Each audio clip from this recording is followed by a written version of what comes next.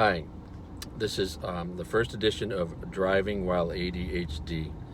So when I originally went to start these videos and got this idea, I was going to, use some nice lighting and things like that. And then I realized I'm just procrastinating, waiting for the perfect time. And usually I get my best ideas during my commute.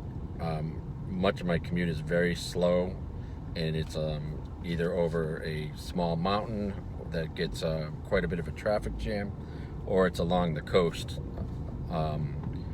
Same thing, where the traffic is slow. So I'd like to start my first episode now. So I want to talk about something called flooding. This is the term that I've heard used for this phenomena that happens to people with ADHD. It might also happen to people with anxiety disorders too, and maybe they're closely related, but I don't think it really matters. And like a lot of things with ADHD and ADD, I don't think it's too good to get caught up on the medical terms or the diagnosis terms. I think it's really more important to understand what you're experiencing. So then let me explain what flooding looks like to me. I had a job once when I managed a large team of people. So at some point in my career, I managed about 40 people. I remember specifically this one day when one of my employees came to me and said, "Brian, the schedule that you created for us has got so many errors in it, and we've got people doubling up on a shift, and we've got a couple shifts not covered," and that kind of thing.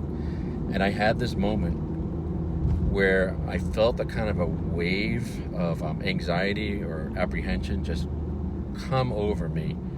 And I asked someone about this later, and they described that as the feeling of flooding. So it's sort of like all the circuits in your brain are like, "Oh God, oh no, what do I do now?" And you feel completely frozen. And the feeling actually has a physical element where it kind of feels like, I don't know if it's, if you could describe it as like when you get like a flushed face or something, but there's actually a physical component where I would feel really warm and just completely overcome with confusion and just frozen and literally not able to make sense of what I was looking at, which was a very complicated schedule. So this really taught me a lesson. This happened to me a few times. The biggest lesson it taught me is be careful when you have ADHD or ADD about what kind of job you have. My experience, people who have real attention issues don't do really well when everything is coming at them at once, contrary to what I hear a lot of people say, that, people with ADHD are wonderful at multitasking. I'd like to see the data on that, but I'm just going to give you my anecdotal experience that's not necessarily the case. What I found is that, at least for myself, and I've had focusing issues my whole life, that I do very well in very direct service or direct helping others type of work. I like to be somewhat social and have like one project that I'm working on really intensely and very thoroughly. And the reason I say that is because it fits another element of having ADHD, which is that hyper focus.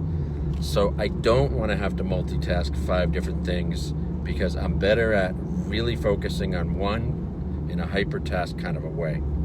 So back to the flooding. What I learned over time is to avoid getting in a situation where I am flooded. So let me give you some examples.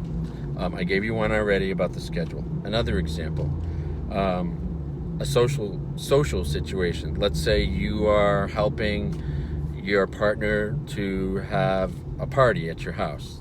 Maybe say it was a rather big one. Maybe 20 people are coming. This is going to require some different coordination, food and beverage and things like that. What can happen, especially if, like, let's say part of your family or friends cancels, that might change the food order. Let's say one component of that, like, let's say, the store where I was going to buy the napkins and tablecloths, they're closed today and I forgot. that would be an example of being vulnerable to flooding. You could find yourself just frozen, not really knowing what to do next, feeling like the clock ticking, and really unable to make the next decision because everything is coming at you at once, and you've lost that ability to do your air traffic controller types approach. So that would be another example. Here's a very simple example that used to happen to me when I was very young, but I've really learned to get past this one. Let's say you're walking through a college campus and you see a friend approaches you. You're very excited to see them. You start a conversation, and then two more people that you know come up, and then there's that feeling of like, how do I prioritize this? That would be an example of what I would call a feeling of flooding. Everything coming at you too fast, flooding the waters over the dam, so to speak. Okay, so what I've learned is that prevention is the first thing. So I've kind of come up with this thing. So if you can imagine 3 T's, capital T: transitions, timing, and tools. So this is the prevention part. So here's what I mean. Tools, let's start with that one. It's the easiest. Let's say you're in a work situation, okay?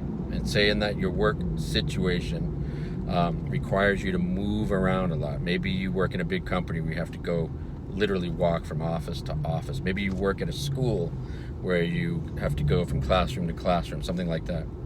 Or maybe you drive for a living and you go from place to place. Okay, so you have to have your tools. Now, for your tools, that might be something simple, like a little pad of paper and a pen that you keep in your pocket to write things down. It might be having a wristwatch, an old school wristwatch. Maybe it's another tool could be having your water with you so you stay hydrated, or a snack in your bag. So keeping your tools up to date from place to place, really important. And also keeping track of them in the way that, hey, I'm going to move from one place to another. Look back, literally, physically look back. Okay, do I have my, whatever it is, my water, my money, my purse, my bag? Do I have the things? Intentionally taking a moment to take stock of that. Next one is transitions. Be very mindful of your transitions. When you have ADHD or ADD, often transitions can really hurt you because you get stuck in hyperfocus. It's really hard to transition to the next thing. Again, I think having intentionality is what is needed. So when you're about to transition, you have to be willing to let go of that hyper-focused feeling and then kind of prepare yourself for the next thing and not just sort of get thrown into it. Okay, and we'll talk about what to do when you do get thrown into it. So, for example, you're about to finish writing an essay, a paper, okay? And it's about to be dinner time with your family. Let's say you lived at home, for example. If you stay in that hyper-focus until the last possible second, and you don't intentionally make a little bit of a buffer in between, what will likely happen is you will be faced with flooding.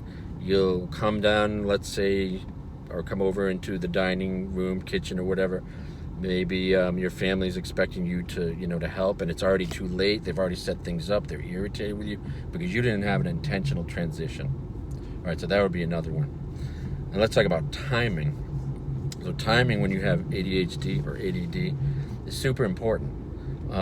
When you're hungry, hangry, when you're overtired, when you're exhausted, you really have to protect yourself from getting too much stimuli and making decisions in the wrong way. So one of the ways that you can do this is you can sometimes just be careful not to put yourself in situations where you're overwhelmed. Now, maybe that would look like you're really, really tired, and the last thing you want to do is, say, go into a very big supermarket to do grocery shopping. That might just be an incredible amount of stimuli and just overwhelming. Maybe there's some other things you want to avoid at that moment. Maybe saying no to a social event when you're not feeling well because you're just feeling kind of overwhelmed anyway. It might be a good time to back out of a social plan because you just know that you're feeling that way. Maybe, again, you're exhausted, you're hungry, maybe you're, just a little anxious or something. So just protecting yourself a little bit now and then by not getting into situations where you do get flooded. So that's a little bit about prevention. But then let's talk about what can you do when it happens. So here's what I've learned to do. I've learned to kind of slow down time. And I mean, not literally, not like a wizard or something, but more like how I perceive time. So I've learned how to slow down time, and then I kind of say a mantra. So here's what I mean. Let's use that example of you're walking through campus, and you're so excited, you see your friend starts talking, and then all of a sudden two other friends, especially if the one friend doesn't know the two other ones, and it's like, oh my God, how do I introduce people? So you might get flooded in that situation. So if you do get in that situation, slow everything down, take a deep breath, and kind of think this to yourself. I'm okay. I can handle this in this moment. Look at your first friend and say, oh, hey, just a second. And then turn to your other friends. I just was talking to my friend. I'd like to introduce you guys. So what you're doing is you're slowing yourself down and taking charge of the situation. Hey, Matt, I'd like you to meet Leslie and John. And then they can introduce each other. Or you might want to say, hey, guys, this is one of my friends, Matt. He was just talking to me. We were just talking about our astronomy class. And you slow everything down in a social environment like that so that you're in charge rather than kind of jumping from one thing to another. Let me give you one more example. Let's go back to that example of the party. So you're preparing for a party, and unfortunately you discover, here comes an ambulance while I'm driving, so I'm pulling over safely. I'm only going 5 miles an hour where I am. So you're preparing for a party, and everything's looking good, and all of a sudden you find out that like a real major component, let's say you were supposed to have 6 bottles of wine or whatever. Let's say, oh my God, the market where you live or whatever is closed, or that wine's not available, and you're just like, okay, I'm screwed, right? You might get that feeling of being flooded, like everything's bad all of a sudden. Again, you want to slow down everything, slow down time. Now in this case, what you could do, first take that deep breath and just say, you know what? In this moment, I can handle this. Just take everything slow. And then think about this. Okay, is there anybody who can help me with this? Do I have a neighbor who drinks wine? Is there someone coming to the party from far away that can bring the wine and I can pay them back? Can my partner help run out to another place? So in other words, you get into a mood where you're making a list of possible strategies to help you so that you start to see possibilities rather than running around going, oh my God, I don't know what to do about the 6 bottles of wine. I hope it's okay in this other area. Okay, here's the tablecloth. Let's take care of that. No, what you want to do is you want to pause, take a deep breath, kind of stop time altogether, and then have that mantra, I know I can do this. I can handle this in this moment. And here's maybe 2 or 3 things that could be done. So in summary, flooding is not a fun feeling for those of us who have ADHD, ADD, and again, I'm using the word flooding rather loosely. Like I said, it might be tied to anxiety, but to me, that just doesn't matter. I just know I don't like feeling that way. Again, preventing yourself from getting into situations and making sure you have the right tools is a great first step. But when you do get confronted with flooding, it's stopping time, pausing, a breath, a mantra, and then making some strategies. So my first video, driving while ADHD, ADD, I hope you enjoy it. And I think if people like it, I'll do another one because I got a ton of ideas.